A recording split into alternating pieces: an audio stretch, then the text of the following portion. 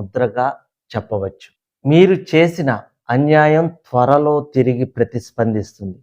నువ్వు ప్రతీకారం తీసుకోకపోయినా సమయం తీసుకుంటుంది. నీ కర్మ చక్రం వేగంగా పనిచేస్తుంది. అందుకే నీ నిర్ణయాలు జాగ్రత్తగా ఉండాలి. నువ్వు చేసే ప్రతి పని త్వరగా ఫలిస్తుంది. మేషరాశి వారు కలలో యుద్ధభూమి చూస్తే అది శత్రువు కాదు, ఒక పెద్ద పోటీ దగ్గరలో ఉంది.